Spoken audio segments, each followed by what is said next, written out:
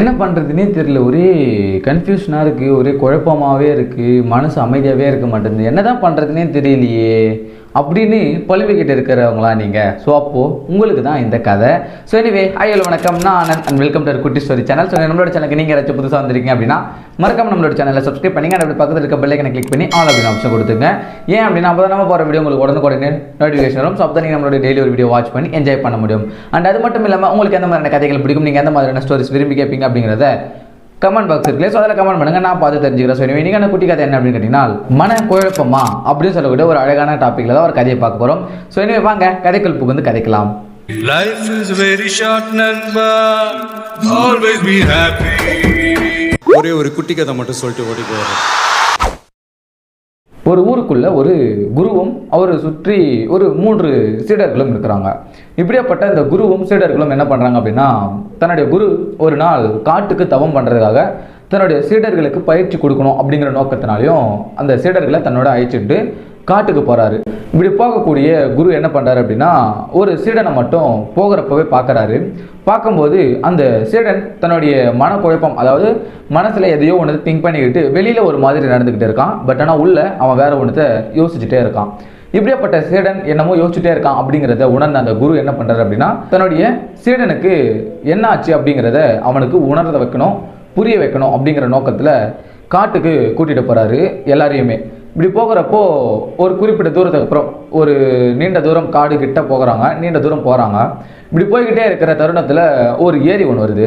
So அந்த ஏரியை கடந்து தான் காட்டுக்கு போகணும். ஸோ இப்படி இந்த ஏரியை கடந்து அவங்க வெயில் அதிகமாக இருந்ததுனால என்னாச்சு அப்படின்னா, ஏதாவது ஒரு நேரில் இருக்கக்கூடிய ஒரு பிளேஸை தேட ஆரம்பிக்கிறாங்க. இப்படி தேட ஆரம்பித்த அந்த குருவும் சீடர்களுக்கும் ஒரு மிகப்பெரிய ஆலமரம் அவங்க கண்ணுக்கு தென்படுது. தென்பட்ட அவங்க உடனே ஆலமரத்தை அடி நெல்லில் ரெஸ்ட் எடுக்கிறதுக்காக படுக்கிறாங்க. படுத்த உடனே அந்த குரு இந்த சிஷியன் ஏன் இப்படி இருக்கான் அப்படிங்கிறத யோசிச்சுட்டே இருக்காரு. யோசித்த குரு இந்த மாதிரி தன்னுடைய சிஷியன் மனக்குழப்பமாக இருக்கான் அப்படிங்கிறத உணர்றாரு. உணர்ந்த குரு தன்னுடைய சிஷியனுக்கு இது எப்படியாவது உணர்த்த வைக்கணும் அப்படிங்கிறதுக்காக என்ன பண்ணுறாரு அப்படின்னா, அந்த சிஷியனை எனக்கு தண்ணி தாகமாக இருக்குது, பக்கத்தில் நம்ம ஒரு ஏரி கடந்து வந்தோம் இல்லையா, அந்த ஏரியில் போயிட்டு தண்ணி கொண்டு வா அப்படிங்கிறதுக்காக சொல்கிறாரு. உடனே அந்த சிஷியனும் தன்னுடைய குரு பேச்சை கேட்டு அவங்க கொண்டு வந்த குடுவையை கொண்டு போயிட்டு தண்ணி கொண்டு வரதுக்காக போகிறாரு. போகிற சிஷியன் என்ன பண்ணுறாரு அப்படின்னா, இவர் போகிற தருவாயில் ஒரு மாட்டு வண்டி அந்த ஏரியில் இறங்கிடுது. மாட்டு வண்டி ஏரியில் இறங்கி போன பின்பு பார்த்தீங்க அப்படின்னா, அந்த ஏரி ஒரே கலங்களாக இருக்குது. தண்ணி குடிக்கிறதுக்கு ஏற்ற மாதிரி இல்லை, ஃபுல்லாகவே சேரும் சகதியமாக கலங்கி போயிருக்கு அந்த தண்ணி. அந்த சிஷியன் உடனே என்ன பண்ணுறது, இப்போது தண்ணி கலங்களாக இருக்கே, இதை கொண்டு போய் எப்படி நம்ம குருக்கிட்ட கொடுக்குறது அப்படிங்கிறதுக்காக அந்த சிஷியன் தன்னுடைய குருக்கிட்ட ஓடி வரான். ஓடி வந்து இந்த மாதிரி குருவே இந்த மாதிரி தண்ணி அங்கே கலங்களாயிடுச்சு, அதை கொண்டு வரல நான் அப்படின்னு சொல்கிறான். சரி ஓகே, நான் கொஞ்ச நேரம் என்னுடைய தாகத்தை கட்டுப்படுத்திக்கிறேன் அப்படிங்கிற மாதிரி குரு சொல்கிறாரு.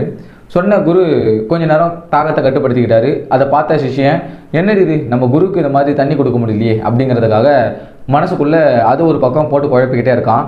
சரி எப்படியாவது நம்மளுடைய குருவுடைய தாகத்தை போக்கி ஆகணும் அப்படிங்கிறதுக்காக அந்த சிஷியன் என்ன பண்ணுறான் அப்படின்னா, மறுபடியும் குடுவை எடுத்துக்கிட்டு ஒரு 1 மணி நேரம் கழித்து மறுபடியும் அந்த ஏரிக்கு வரான். ஏரிக்கு வந்து பார்க்குறப்போ அந்த கலங்களாக இருந்த தண்ணிகள் எல்லாமே, அந்த சேரும் சகதி எல்லாமே அடியில் போயிட்டு தங்கிடுது. மேலே தூய்மையான தண்ணி இருக்குது. அந்த சிஷியன் உடனே அந்த தண்ணியை கொண்டு போயிட்டு தன்னுடைய குரு கிட்ட கொடுக்குறான். கொடுத்துட்டு இந்த மாதிரி, குருவே நீங்கள் கேட்ட மாதிரி குடிக்கிறதுக்கு ஏற்ற மாதிரி பக்குவமான ஒரு நீர் அங்கேருந்து எடுத்துகிட்டு வந்திருக்கேன் ஏரியிலேருந்து அப்படின்னு சொல்கிறான். அதை பார்த்த குரு உடனே இந்த மாதிரி, நீ ஏதாவது பண்ணியா, அந்த தண்ணி தெளியறதுக்காக நீ ஏதாவது பண்ணியா, இந்த கலங்களே இல்லாத தண்ணியை கொண்டு வந்த, அந்த கலங்கள் போகிறதுக்காக நீ ஏதாவது பண்ணியா அப்படின்னு கேட்குறாரு. அதுக்கு உடனே அந்த சிஷியன் சொல்கிறான், இல்லை குருவே, நான் அந்த ஏரியில் கலங்கள் வீழ்ந்த உடனே நான் எதுவுமே பண்ணலை. ஸோ அந்த தண்ணியை அப்படியே விட்டுட்டு அப்படியே வந்துட்டேன். கொஞ்ச நேரம் கழித்து போய் பார்த்தேன், அதுவாக தெளிந்திருந்த தண்ணியை கொண்டு வந்தேன் அப்படின்னு சொல்லிட்டு சொல்கிறான் சிஷ்யன். அப்போ தான் அந்த குரு இந்த மாதிரி, இப்போ நான் உனக்கு ஒரு மிகப்பெரிய கருத்தை சொல்கிறேன். என்ன அப்படின்னா, நீ காலையிலேருந்து நான் உன்னை பார்த்துட்டு இருக்கேன், ஒரு மனக்குழப்பமாகவே இருக்க, கரெக்டா அப்படின்னு சொல்கிறாரு குரு. அதை கேட்ட சிஷ்யன், ஆனால் ஆமாம் குருவே, நான் காலையிலேருந்து மனக்குழப்பமாக தான் இருக்கேன், அதிலிருந்து எப்படி வெளியே வர்றதுன்னு தெரியாமலே இன்னும் ரொம்ப டிப்ரெஷன் ஆகிட்டு இருக்கேன் அப்படின்னு சொல்லிட்டு சொல்கிறாரு சிஷ்யன். அதை கேட்ட குரு உடனே இந்த மாதிரி, நீயும் இந்த கலங்கள் வீழ்ந்த தண்ணி மாதிரி தான். ஸோ அதாவது மன அமைதி அப்படிங்கிறது இந்த ஏரியில் விழக்கூடிய கலங்கள் தண்ணி மாதிரி தான் அப்படின்னு சொல்கிறாரு. அதுக்கு அந்த சிஷ்யன், எனக்கு ஒன்றுமே புரியல குருவே அப்படின்னு சொல்கிறான். அதை கேட்ட குரு, இல்லை நீ அந்த தண்ணி கலங்கள் வீழ்ந்த உடனே அது சுத்தமாகறதுக்கு ஏதாவது பண்ணியா? கிடையாது, அதை அப்படியே விட்டுட்டு வந்துட்ட, அது தானாக சரியாயிடுச்சு. சரியான தண்ணி, உனக்கு தூய்மையான தண்ணியும் கிடச்சிருச்சு, நீ அதுக்காக எந்த ஒரு எஃபெக்ட்டும் போடலை கரெக்டா அப்படின்னு சொன்னார் குரு. சிஷ்யனும் கேட்டுட்டு ஆமாம் குருவே, நான் அது எதுவுமே பண்ணலை, அதை அப்படியே விட்டுட்டு வந்துட்டேன், அதுவே தெளிஞ்சிருச்சு, நமக்கு நல்ல தண்ணியும் கிடைச்சிடுச்சு அப்படின்னு சொல்கிறான். ஸோ அதே மாதிரி தான் உன்னுடைய மனக்குழப்பமும். ஸோ மனசு குழப்பமாக இருக்கிறப்போ நீ அதுக்குன்னு எந்த ஒரு எஃபெக்டும் போட தேவை கிடையாது. ஸோ அந்த தருணத்தில் அதை நீ அப்படியே விட்டாலே அதுவாக தானாக சரியாயிடும். ரெண்டாவது, நீ மனக்குழப்பமாக இருக்கிற உன் மனசை நீ ஆறுதல் படுத்தணும் அப்படின்னு நினைக்கிற அப்படின்னா அது உன்னால் முடியாது. நீ அதை அப்படியே விட்ட அப்படின்னா கொஞ்ச நேரத்துக்கு அப்புறம் அதுவே அமைதியாகிடும். ஸோ உன்னுடைய மனக்குழப்பத்தை போக்கணும் அப்படிங்கிறதுக்காக ஏகப்பட்ட விஷயங்களை நீ பண்ணுவ, அது எதுவுமே உன்னுடைய மனக்குழப்பத்தை போக்காது, கொஞ்சம் கால அவகாசம் எடுக்கும். ஸோ நீ அதை அமைதியாக அதன் போக்கில் விட்ட அப்படின்னா அதுவே தானே சரியாகிடும் அப்படின்னு சொன்னாராம் அந்த குரு. அதை கேட்ட அந்த சிஷ்யன் உடனே எனக்கு புரியுது குருவே, இப்போ எனக்கு எப்படி அந்த மனக்குழப்பத்திலேருந்து நான் வெளியே வரணும் அப்படிங்கிறத உங்ககிட்ட இருந்து நான் நல்லாவே கற்றுக்கிட்டேன் அப்படின்னு சொன்னானா அந்த சிஷ்யன். ஸோ எனவே இந்த கதை மூலமா நம்ம புரிஞ்ச ஒரு விஷயம் என்ன அப்படின்னு கேட்டிங்கன்னா, நீங்கள் யாராச்சும் உங்களுடைய மனசு ரொம்ப குழப்பமாக இருக்குது, லைஃப் பிரச்சனை, லவ் பிரச்சனை, ஸோ ஃப்ரெண்ட்ஷிப்புக்குள்ளே பிரச்சனை, ஸோ இந்த மாதிரி ஏகப்பட்ட பிரச்சனைகளில் உங்களுடைய மனசு குழப்பமாகவே இருக்கும். ஸோ இப்படி குழப்பமான மனதை நீங்கள் ஆறுதல் படுத்தணும் அப்படின்னு நினைப்பீங்க. பட் ஆனால் நீங்கள் எதுவுமே பண்ண தேவை கிடையாது. ஸோ மனசை அதன் போக்கில் அப்படியே விட்டீங்க அப்படின்னா ஆட்டோமேட்டிக்காக அதுவே சரியாகிடும். அண்ட் அது மட்டும் இல்லாமல் உங்களுடைய மனசு சரியாகிறது கொஞ்சம் கால அவகாசம் எடுக்குமே தவிர்த்து அது சரியாகாமல் போகாது, கண்டிப்பாக சரியாகிடும். அப்படிங்கிறத தான் இந்த கதை மூலிமா நம்ம புரிஞ்சுக்கிற விஷயம். ஸோ அதை அப்படியே விட்டீங்க அப்படின்னா அதுவே தானாக சரியாகிடும், அந்த ஏரி நீர் போல். ஸோ எனவே நான் உங்கள் நாளைக்கு இதே மாதிரி இன்ட்ரெஸ்டிங்காக வேற ஒரு புதிய கதையோடு வந்து பார்க்குறேன். அண்ட் நான் உங்கள் ஆனந்த், இது குட்டி story channel. So Tata bye and love you lot, bye.